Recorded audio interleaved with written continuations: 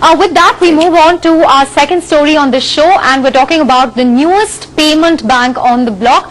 Fino Paytech, backed by the likes of ICICI Bank and BPCL, has kicked off its payment bank operations. My colleague Deepshikha Ghosh in Mumbai caught up with Fino Paytech's MD and CEO Rishi Gupta. Listen in to what their plans are, how they're going to differentiate themselves in this somewhat crowded market.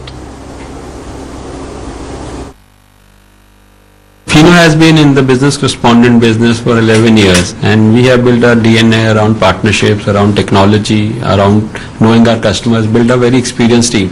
We see Fino as moving to a payments bank as a transition for Fino. It's a progression from a BC company to a payments bank. So the DNA which is there, we will continue with the same DNA. So that is where you see a partnership with BPCL and ICICI will play a big role in terms of the payments bank ecosystem. We continue to focus ourselves on the mass market customer segment, which is people who earn between 1.5, 2 lakh to 5-6 lakh of salaries.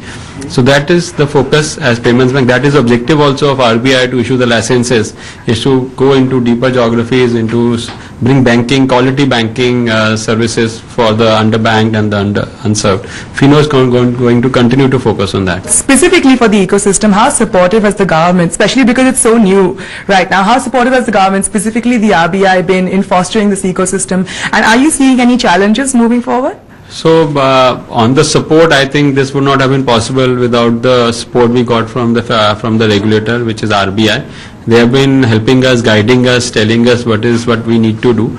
In terms of, we were able to get our application approval and everything in place within a short span of time. The entire integration with RBI and NPCI and other agencies were very, very smooth. So there was no problem as such. So we got excellent support from the Reserve Bank. As far as the challenges are concerned, I don't see that there is going to be a big challenge as we go forward, except for the fact that now the rubber is going to hit the road. And we have been all this while putting the entire plan and things in place. Now we are in the process of execution. So a lot of our success will depend on how good we are able to execute.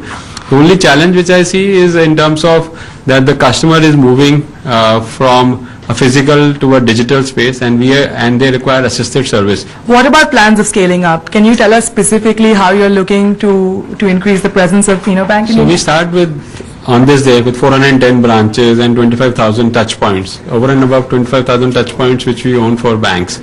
So we plan to take it to 100,000 points, and our plan is to take it to more than 1,000 in the next 3 years. And I think this can be possible. We have a lot of interest. People are coming and meeting us, want to be part of the ecosystem. And we as partner have always believed in sharing infrastructure. I think it brings a lot of strength to the partner as well as to Fino if we are able to share the infrastructure. Can you please tell us your plans for maybe applying for an IPO? So Fino, the aim which we have taken as a team is that we want to become the first profitable payments bank, and that we see is going to happen in the next 2-3 years. That is the plan we have.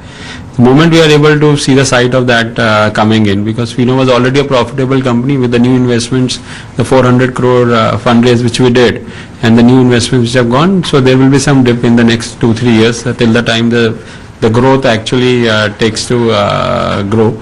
And that is the time when we are going to look at the IPO, maybe you can say 2019, 2020. It'll be interesting to see how so many payment banks will manage to thrive in the market. Remember, Airtel has kicked off operations. You of course have Paytm as well, now Fino Paytech. We have to see how this pans out going forward. But moving on to our next segment, we have a Valley voice on the show today. Carl Mehta, the founder and CEO of Edcast, a learning platform, really talks about the impact that digital is having and how he plans to leverage AI going forward. Listen in to this conversation.